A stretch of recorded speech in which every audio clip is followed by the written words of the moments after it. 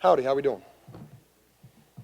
Do you like the presence of the Mexican fighter, Magnifico, and the video, the mask, and everything? Yeah, it's awesome. I haven't gotten it yet, but I'm looking forward to it. The Lucha masks are incredible. The design in them and how unique each and every one is, it's just awesome. George, how well do you know Travis Kelce, and what do you take anything from his game, or are you in the mutual fan society, or? Definitely in the Mutual Fan Society. I've been a fan of Travis Kelce, since he's been in the league. Watched his tape when I was in college. Watch his tape now. I get his games every single week so I can watch what he does because he's definitely one of the best in the game at what he does.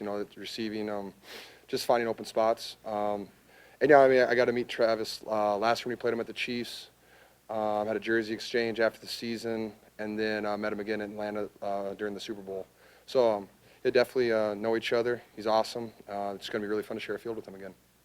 The family that you're sending to the Super Bowl, what's the story behind that? How did you get connected there?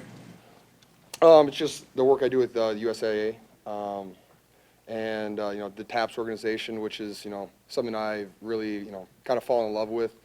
I think the military is something that I have a lot of family in the military, so it's something that I just respect, and the sacrifice that they give is the ultimate sacrifice. And so if I can ever give back and make a family's day, or just make them smile a little bit, then I feel like I've done just done a little part in their lives. Are you connected with that family? I get to meet them today, so it'll be pretty special. George, there's a clip that went around this week where Kyle talked about your route. You do this and then go to the outside, get help, flag comes out. Mm-hmm. Is that something that doesn't even really surprise you anymore because he's able to kind of predict tendencies of defenses and leverages and that kind of thing? That's how he installed the play too. He's like, hey, you're going to inside your lease because he's going to play outside leverage on you, and he's probably going to hold you on the way out. Just fight through it. You'll either catch it or you're going to get a holding call. And so, yeah, that's what happened. How much confidence does he give you guys on offense the ability to detect exactly what those tendencies are? A lot of confidence. He's had multiple plays where at the beginning of the week when he installs it on Wednesday, be like, hey, if you don't trip and fall, it'll be an 80-yard touchdown, and then it's an 85-yard touchdown. When you have stuff like that, you definitely have confidence in yourself, but when you have a coach like that, it definitely makes playing football a little bit easier. As a captain and one of the key players on the team, I guess, is it important for you, or are you making a conscious decision that your love for the running game and your willingness to throw out receiving numbers, is that a conscious decision, like I need to set the tone for these other guys so these other guys buy in, or is that just you going by the beat of your own drum? It's more just a beat of my old drum. If you put in the dirty work, if you just do what you're asked of on every single play, whether it's pass or run, the rest takes care of itself. Whether it's yards, catches, touchdowns, whatever it is, if you just do what you're supposed to do, you're eventually going to get the ball and it'll take care of itself. The blocking scheme seems to be more intricate than it has been the last couple of years. Juszczyk talked about how he's excited like Christmas morning when he gets the install. Are you similar? Yeah, no, it's fun when sometimes we get an early install like on Tuesday nights, and opening that for the first time where it says Super Bowl, first plays. It's you definitely kind of smile at it. It's definitely a special moment, and it's very exciting, and just looking forward to the opportunity. George, have you gotten to know Brent Jones at all since you've been with the team? Oh, a little bit. Got to meet him a couple times. He spoke to the team last year, and that was really fun. Just told stories of and I think there were 3 or 4 guys together from a Super Bowl team, and just telling stories of that season, and just don't miss opportunities, and you don't really have a lot of the opportunities, so just take advantage of each and every single one as they come, whether it's practice reps, walkthrough reps, individual reps, and then ultimately game reps. Aside from his impact on the field, how would you describe Richard Sherman's effect on this team? Sherman's the best. He's such a leader. He talks to every single person in the locker room. He's not one of those guys that sits in his locker space and just talks to guys around him. He's always around. He wants to talk to everybody. And he doesn't really force knowledge on you. He's definitely an open book. If you have questions for him, he'll sit there and talk football with you all day. That's one thing that's incredible about him. But he's also a guy there that he supports guys, and he'll talk to them about other things. If they have problems or anything like that, he's just he's so incredible, and he knows how to read guys, and he definitely knows how to get the best of each and every person in this locker room. What's the origin of your first down celebration? It's from Pentagon Jr. He's an AEW wrestler now. It's Cero Miedo, No Fear. And so 2 years ago in New Orleans, I went to WrestleMania, and I watched him wrestle like 6 different times at a bunch of different shows. And just like his, his swagger in the ring and his confidence just kind of stuck with me. And I mean, wrestling, it's something that I love and enjoy too. And so just seeing that in the ring and just how, like, you know, he holds himself and how he enters the ring, how he leaves the ring, everything he does has a purpose. And I just kind of love that.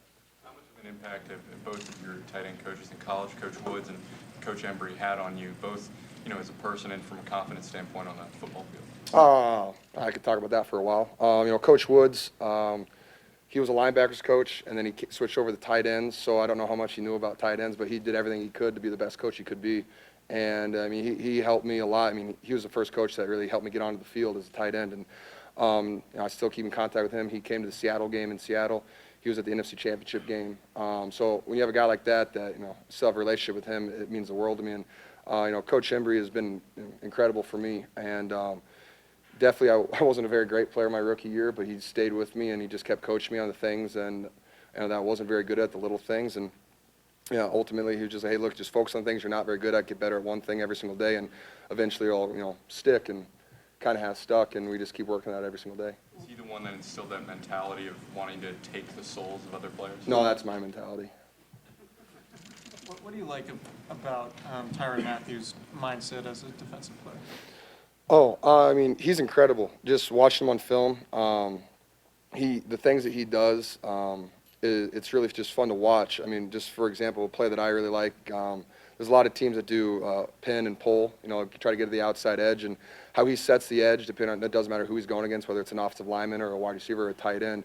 He always sets that edge, and he does it so well that he gets off the block, and he still sometimes makes that tackle, which is an incredibly hard thing to ask a safety to do. And he does it relentlessly, and he does it every single time. And when you have a guy like that that makes those plays, and you have a guy like that he sparks the defense every single time that they're on the field, he's definitely you know, their key player.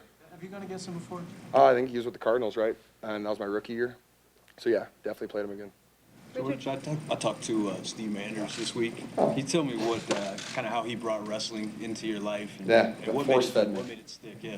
Yeah, I mean, yeah, I watched the first WrestleMania the first wrestling thing I really ever watched was WrestleMania here at Levi Stadium.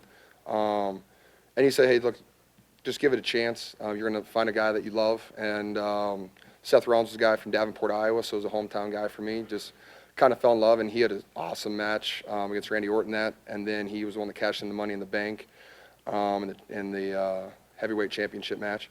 And so, I mean, he just said, hey, find a guy that you like and follow along the storyline. You're just going to fall in love with wrestling. And he definitely made me fall in love with it. And I got to go shows with Manders because now he's a wrestler, and I just enjoy watching him. And you know, I've always enjoyed the wrestling part of things, and you know, just their mindset and their attitude when they're wrestling day in and day out, no matter what. They always put on a great show. And but yeah, he definitely he force-fed me it, and now I just love it.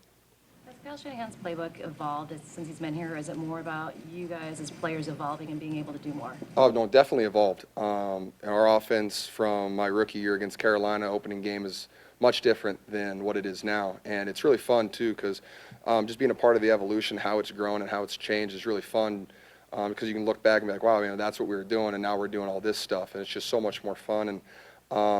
And just the fact that we basically install, you know, new plays every single week. We have a whole new playbook every single week. It makes football really fun, and you have to learn every single week techniques, you know, how to block guys. It's like the similarities always carry over, but the difference is what makes it really exciting.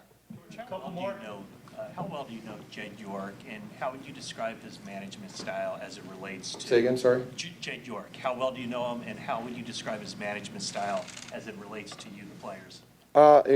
I've talked to him multiple occasions, you know, Christmas parties, stuff like that, see him in the locker room after games. He's awesome. You know, one thing I love about him, he doesn't, you know, force his presence on us. He says, hey, I'm here for you guys. If you ever need me, you know, I'm supporting. I'm your guys' biggest fans. If you guys need anything, I'm always here to help. But he never forces anything on guys, and I love that about him. I just have the utmost respect for him and how he handles this organization. Is there any one person you're looking forward to blocking Sunday? I'm really looking forward to blocking my Iowa linebackers, Ben Neiman and Anthony Hitchens, because Hitch used to bully me in practice when I was on scout team at Iowa, and so I'm going to give it back to him a couple times. All right, guys. Thanks, George. Thanks, guys.